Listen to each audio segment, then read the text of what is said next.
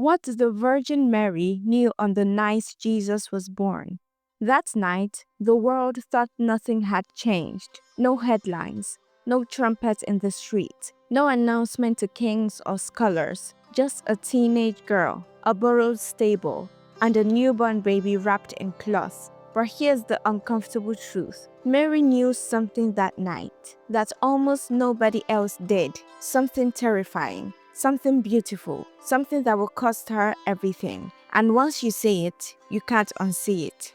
Let's start with what everyone else saw. A poor couple, a child born in the wrong place, a story that looked ordinary. But Mary wasn't guessing. She wasn't hopeful. She wasn't naive. She remembered. She remembered the angel's voice, the way the room felt when heaven broke in, the words that never left her. He will be great and the Son of the Most High. So while the world saw a baby, Mary saw a destiny unfolding, not abstract, not symbolic, real, heavy, dangerous. And she knew this child could not be protected by obscurity forever.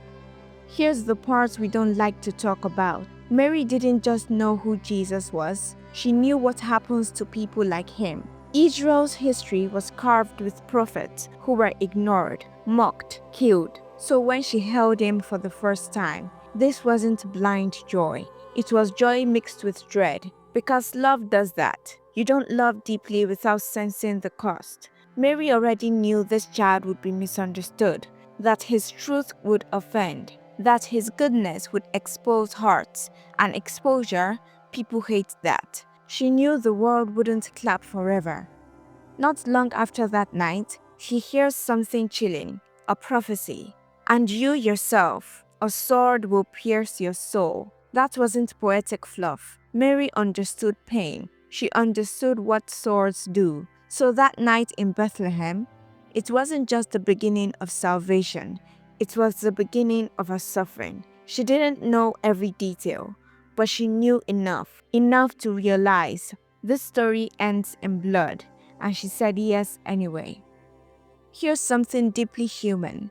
Every mother wants to protect her child, hide them, shield them, keep them safe. Mary knew she couldn't, because this child didn't belong to her alone. He belonged to the poor, the sinner, the forgotten, even to his enemies.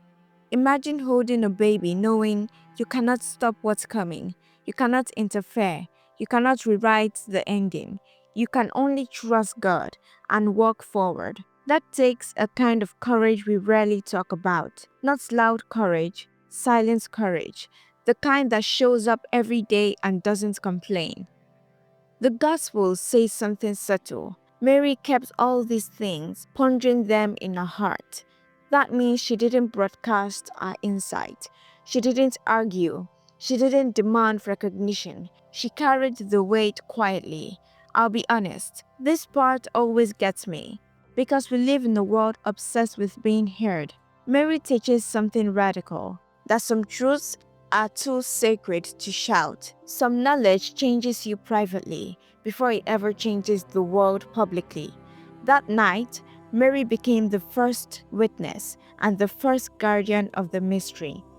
Now let me bring this home, because this isn't just history, it's a mirror. Every serious faith journey reaches a moment like Mary's night, a moment when you realize following God isn't comfortable. Obedience doesn't guarantee applause. Love often comes with loss. And the question becomes, do you walk away or do you stay faithful anyway? Mary shows us a faith that isn't shallow optimism.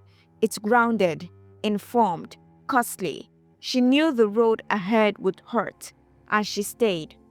So yes, the world slept that night, but Mary didn't. She watched, she listened, she understood. She knew the salvation of the world had arrived, and that it would demand everything from her heart. And maybe that's the invitation for us, not to understand everything, but to trust deeply. Because sometimes the greatest faith is knowing the cost and choosing love anyway. Merry Christmas and God bless you.